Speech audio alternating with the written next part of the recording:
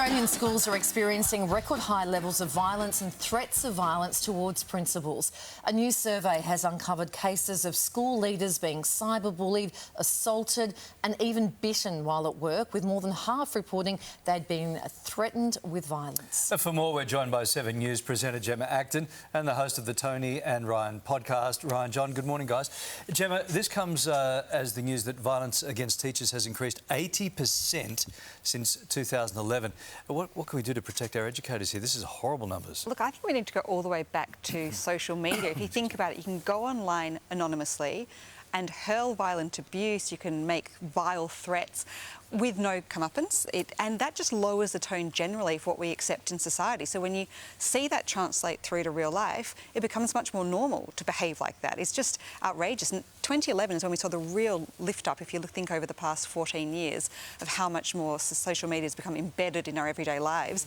Just lower the tone. Like if we go all the way back, and if you have to share your ID details so you can't get up there and abuse people for no reason, I just think it would really lower the temperature overall, which would filter through to places like classrooms where you're seeing it. Yeah, Ryan, according to the research, parents and carers were often responsible for the threats via emails, turning up unannounced at schools. Do parents need to be reminded of appropriate boundaries?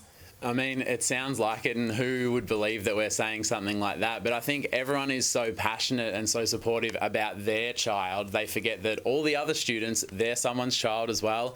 The teachers, they're someone's child. The principal, they're someone's child. So I think there's a lot of passion for their children, but they need to remember to be passionate about the community and the school, and just sort of learn that there's processes and procedures, and that everyone, including the teachers, especially the teachers, are really trying their best. And I also think there's a thing, and a lot of parents probably experience this, that their child is this perfect angel, and I'm the same. When I see my daughter Mabel, she can do no wrong, but often when the parents leave, that's when the rat bag comes out.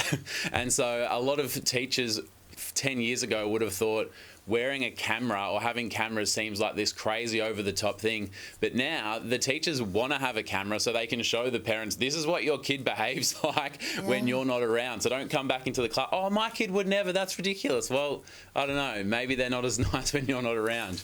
Yeah. All right, let's move on, guys. And according to a recent report, 50% of parents are financially assisting their adult children to keep them afloat. The American survey revealed that the Bank of Mum and Dad was lending an average of $2,800 to their Gen Zers and millennials every month. Most of the working parents also admitted to contributing over 2 times more money to their grown children than to their retirement funds. Ryan, American study, but is this proving just how tough cost of living pressures are for the young generation, or do we just need to be better at budgeting? What's the answer here? Well, over the last 20 or 30 years, company profits have soared. If you've invested money, prices have soared, property prices have soared, and wages have not soared. So I don't think you can say, oh, budget a little bit better and suddenly $300,000 will appear in your bank account for a home deposit. So I don't think it's fair to say you young people just need to budget a bit better. And so, you know, if you're studying and you have the ability to stay in the family home, save a bit on rent for a few extra years, I don't know, I think that's pretty helpful. Yeah, Gemma, almost half of parents are willing to sacrifice their future financial plans if it means helping their grown-up kids. Do you think this is going to be the norm moving forward? Absolutely. I mean, to pick up on what Ryan's saying, until we build millions more homes, of course we're going to be in this situation. You can't expect anybody in their early 20s to have hundreds of thousands of dollars ready for a deposit.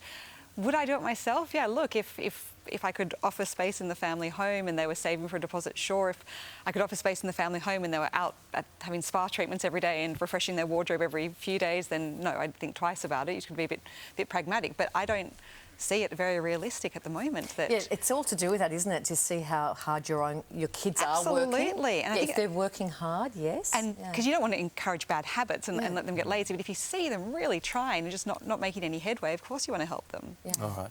OK, well, Gemma and Ryan are sticking around to find out what really scares Gen Z about the workplace and how bosses are tackling those fears.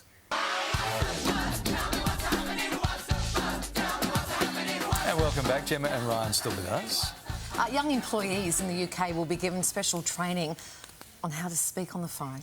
after bosses revealed young workers are too scared to talk on their devices. Now, as part of the training, staff at the major British finance firm will undergo an immersive experience practicing picking up the phone and entering client meetings and dealing with challenging conversations. It comes following concerns that the digital generation lack soft skills to work in this sort of high-pressure industry. Gemma, what do you think? OK, Nan, settle down. I think it is fantastic. Who has to have a challenging conversation these days if they're not forced to? If you want to break up with someone, you just ghost them. You know, you're never having to do the hard work. If someone sends you something you don't want to reply, you just send an emoji back. It is so easy to duck out, and challenging conversations is absolutely one of those things where practice makes perfect. So the more you have to get used to that awful moment of eye contact where you're telling someone a message they don't want to hear, the better you get at it. So I think this is a great idea. They should roll it out more widely. Yeah, OK. Ryan, how do you go answering the old-fashioned phone? If I see my phone ringing, it just makes me feel yuck. And I think, I don't know if I've got a screenshot of my phone, but there we go.